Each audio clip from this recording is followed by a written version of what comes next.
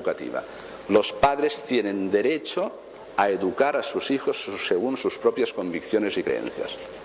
¿Por qué es la primera comunidad educativa? Porque ellos han dado origen a la vida, cooperando con Dios. Y por tanto la figura paterna y materna, que tienen su punto de origen en la paternidad de Dios, es lo que les da la razón para educar a sus hijos, porque son padres, porque han educado, porque han convocado a la vida a sus hijos y por tanto tienen que educarlos, porque una persona no es simplemente traerla al mundo, sino educarla. Bueno, ya sabéis que en el Código Civil español ya no existe la palabra padre ni madre, para que veáis hasta dónde puede llegar esta situación de ocultación de la censura de Dios que lleva a la destrucción de la propia realidad más básica, como es ser persona, en este caso la vocación a la paternidad y a la maternidad.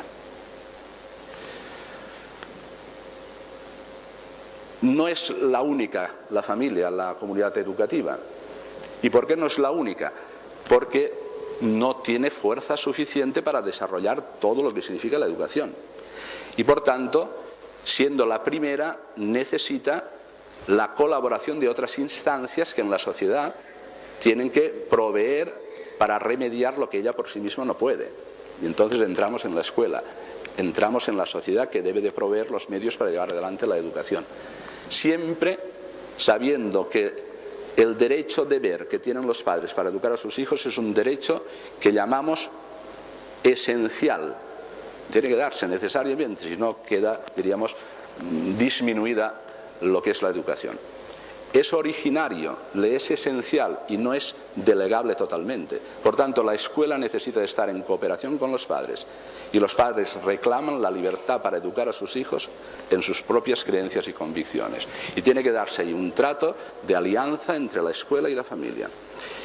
Es verdad que la familia está en crisis, si es vulnerable, también lo está la escuela, por eso es la importancia de este congreso para iniciar de nuevo la reconstrucción de todo el edificio sin desconectar con la fuente original de la educación que es la familia.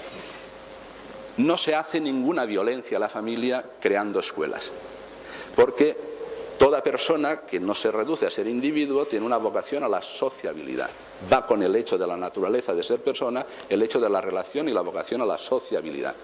Por tanto, esa realidad de la escuela que viene a complementar lo que es la familia le es necesaria y por el principio de subsidiariedad cada uno realizará lo que puede. ¿Pueden los padres organizarse para crear una escuela? Perfectamente. ¿Pueden haber iniciativas sociales para organizar escuelas desde la libertad? Perfectamente. Y ambas se necesitan para llevar adelante una cooperación donde el sujeto sea mirado no solo desde la realidad pequeña de la familia, sino todo lo que significa perfeccionar a la persona y alcanzar su plenitud. Ese es el fin de la educación, y prepararlo para poder ser responsable en todo aquello que requiere el bien común en la sociedad. Son dos pilares. La escuela, la familia cooperan para llevar a la persona en la perfección del bien a su plenitud y a la vez poder adquirir todas las responsabilidades que reclama el construir con otros el bien común. Por la naturaleza propia de la persona, que es una vocación a la sociabilidad, pues se crean los espacios para complementar la educación. La sociedad no ha nacido, por mucho que se empeñe Rousseau, del pacto social. Eso es racionalismo. La sociedad nace por la vocación de la naturaleza humana a la sociedad. Porque el hombre no ha nacido para vivir aislado, sino que reclama su propia naturaleza, la relación primaria en la familia y después abierta en nosotros, que tejido formamos lo que llamamos la sociedad, gobernada en su cúpula por el Estado y el gobierno. Pero todo arranca desde abajo. Como tampoco la mirada de Rousseau sobre el niño es la que corresponde a una educación que quiera ser verdaderamente adecuada a lo que es la realidad de cada uno de nosotros. Esa, diríamos, plaga pedagógica rousseauiana que todavía permanece en los proyectos educativos es desconocer lo que es la propia persona. Pero es por falta de luz, y ahí es donde integramos la fe. La fe es la lámpara que enciende la luz, porque la fe es conocimiento. La fe no se agota en un sentimiento religioso, siendo nobilísimo el sentimiento religioso, pero la fe es una fuente de conocimiento. Dice el Papa en la encíclica Fides et Ratio que son las dos alas del espíritu, la fe y la razón. No solo llega la fe allá donde ya no sabemos qué hacer y entonces decimos creemos lo que no vemos. No, no, no.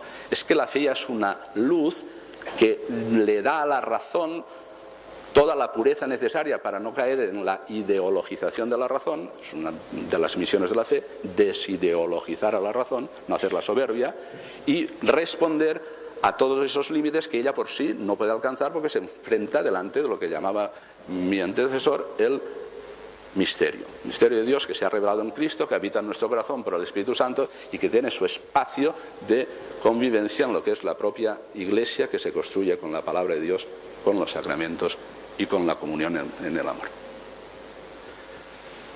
Necesitamos encender necesariamente la luz de la fe para poder hacernos cargo de lo que es la cooperación con los padres, la respuesta que puede dar la escuela para educar al sujeto humano de tal manera que no renunciemos a nada de lo que hay escrito en el propio corazón del hombre. No tengamos una visión del hombre antropológica con reducciones y no neguemos el sentido propio de la vida que enciende la lámpara de la fe. Pero la lámpara de la fe no simplemente se agota siendo conocimiento. Es que la fe es gracia de Dios que viene a nosotros, por tanto siempre es respuesta, es don primero, Dios que nos precede y que nosotros ante el encuentro de Jesucristo respondemos, conocido en los testigos, conocido a través de la Iglesia, conocido ante los acontecimientos de la vida que nos hablan de Dios. Cada uno tiene su propia biografía e historia de la fe. Pero la fe es gracia. Es que la fe sana el corazón del hombre y lo que no podíamos hacer lo podemos hacer por gracia de Dios. Y por tanto la fe ayuda a la educación no simplemente respondiendo a las últimas preguntas, no simplemente ampliando el panorama y el horizonte del conocimiento, sino dando las claves para sanar el corazón. La virtud de la castidad, si es puro voluntarismo, no se alcanza nunca. Tiene que ser sanado el corazón para que en el acto libre integremos a la vez los impulsos, los afectos, el juicio de la razón que nos dice dónde está el bien y la verdad que pueda recorrer ese camino, pero si tiene sanado el corazón, y eso es la gracia. Y en el espacio educativo, sea familiar o sea el de la escuela, ¿qué hacemos?